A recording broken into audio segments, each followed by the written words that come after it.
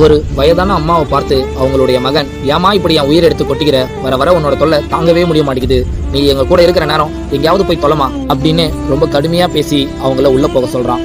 அப்ப ஒரு சின்ன பையன் பின்னாடி ஒரு எரும மாடு வந்துகிட்டே இருக்கிறத பார்த்துட்டு, டே ராமு, நானும் பார்த்துக்கிட்டே இருக்கிறேன், அந்த எரும மாடு நீ எங்க போனாலும் உன் பின்னாடியே வந்துகிட்டே இருக்கு, ஏன்னு கேட்கிறாரு. அதுக்கு அவனும், அது ஒரு பெரிய கதமாமா. ஒரு நாள் நான் நடந்து வரும்பொழுது மரத்துல ஒரு மாம்பழம் பார்க்கறதுக்கே ரொம்ப அழகா இருந்தது. நானும் அந்த மாம்பழத்தை பறிச்சு சாப்பிடலான்னு வரும்பொழுது அப்ப எதிர்க்க ஒரு எரும மாடு ரொம்ப பசியோட நின்றுட்டு இருந்தது. அந்த எரும மாடு பார்க்கறதுக்கே ரொம்ப பாவமா இருந்ததா, அதனால நானும் என் கையில இருந்த மாம்பழத்தை அதுகிட்ட கொடுத்துட்டேன். அதுக்கப்புறம் நான் எங்க போனாலும் அந்த எரும மாடு என் பின்னாடியே வந்துட்டு இருக்கு.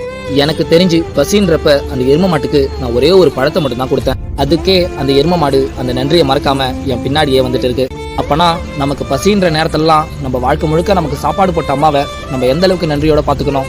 என்னை பொறுத்த வரைக்கும் அந்த பெற்றோர்களுடைய நன்றியை மறந்துட்டு இருக்கிற ஒவ்வொரு பிள்ளைகளும் இந்த எரும மாடா கூட இருக்க தகுதி இல்லாதவங்க தான் நான் சொல்லுவேன். இவன் சொல்றதை கேட்டு அவரும் தலை குனிஞ்சு போய் நிக்கிறாரு. இந்த குட்டி ஸ்டோரி பிடிச்சிருந்தா மறக்காம லைக் பண்ணுங்க.